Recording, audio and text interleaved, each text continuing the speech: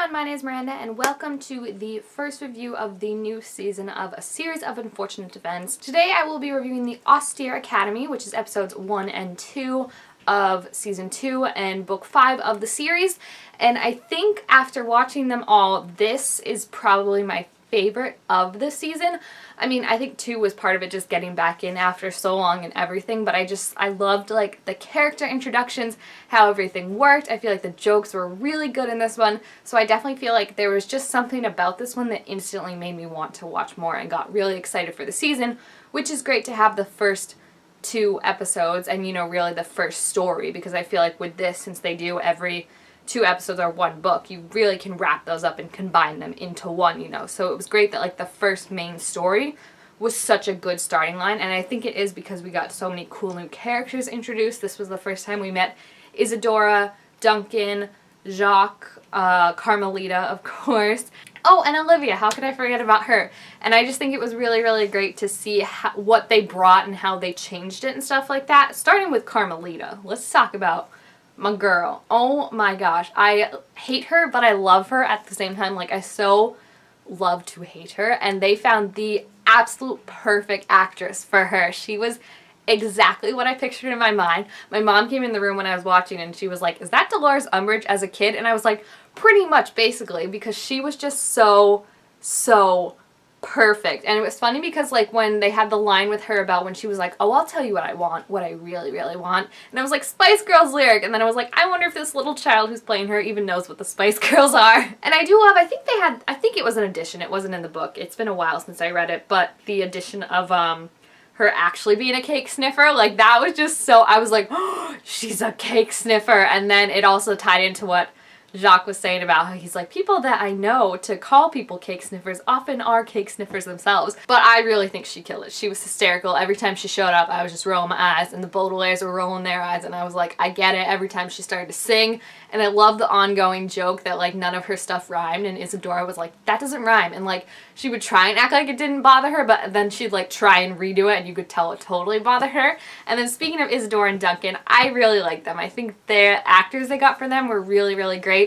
I do wish, I think it would have been nice if Duncan's actor looked a little older, because just when it came to like kind of, you know, we got like the idea that maybe Violet and him like each other, I feel like he just looked a little young for her. And I think part of that too is like Klaus is just so much older looking. Like he's already, I think he was like tied with her for height in season 1. Now he's taller than her. His voice is definitely deeper. Like he definitely looks like the older sibling now. And I think he actually is older, Lewis Hines, than the girl who plays Violet in real life, which I always thought was weird because like he's gonna start to look older than her very, very quickly. And I also wish there had been more of a focus, I guess, on Duncan and Isadora's specific interest, how Isadora is really liking poetry and Duncan is really liking reporting. I feel like they did a pretty okay job with Isadora. Like you knew poetry was her thing, but with Duncan you weren't quite as sure that he really liked investigating, and I feel like they just could have built that up a little more, because it really shows you the similarities to the Baudelaires and how the Baudelaires have like their inventing, their reading, their biting, and these are what the Quagmires are interested in. So I kind of wish they had built it up just a little bit more to show you more of the similarities between them and the Baudelaires. But oh my gosh, they were just such a cute friendship, were they not? Like I knew what was coming, obviously, because I've read the book, and I was like heartbroken when they got kidnapped, because they are just such nice kids. Like in the sea of these kids who didn't really want to do anything, didn't help protect the Baudelaires at all, not that they really could have, but they at least could have been friends with them.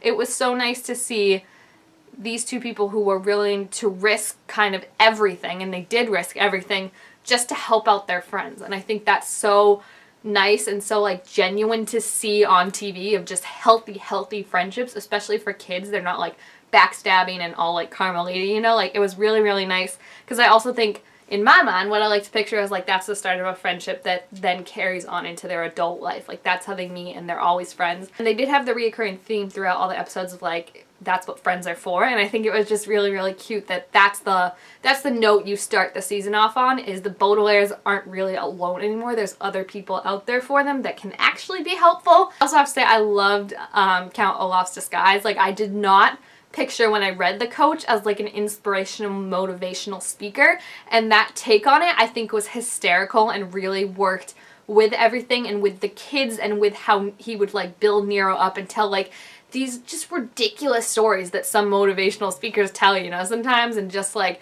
that has like no actual resolution to it. Like, I told her, you just do your best, honey. And it's like, but she has a real life problem she needs to fix, and like, you're not helping right now. I also think Nero was a really good casting as well. I feel like he wasn't as mean as he was in the books, just because he was kind of shoved aside more for Count Olaf's stuff.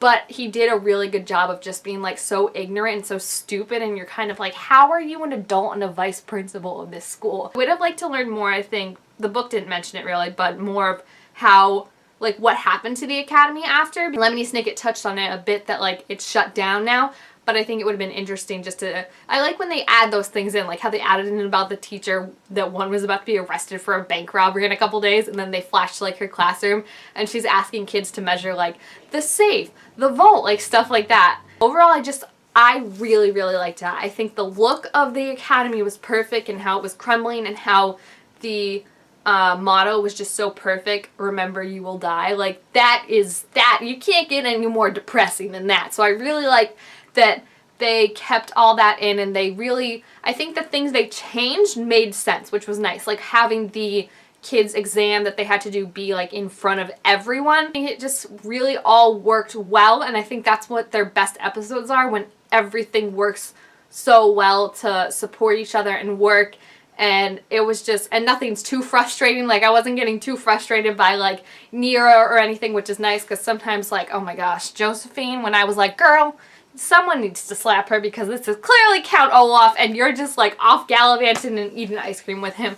Like, there was never that moment, because it finally felt like the kids were actually, they had a win for a little bit, and that was nice to see and nice to feel not so hopeless. So I was super, super in love with this episode. As you can tell, I think it was a great like coming back in series opener, like come and remember what we're all about. So if you have seen the Austere Academy, which again is episodes 1 and 2 of season 2, please feel free to leave your thoughts about it down below in the comments. Also, make sure to give this video a thumbs up if you enjoyed it, and subscribe to my channel down below to make all sorts of new unfortunate videos. Thank you guys all so much for watching, and I will see you next time for the next 2 episodes, which I gotta learn how to pronounce the word before elevator. I'm gonna go work on that. Bye!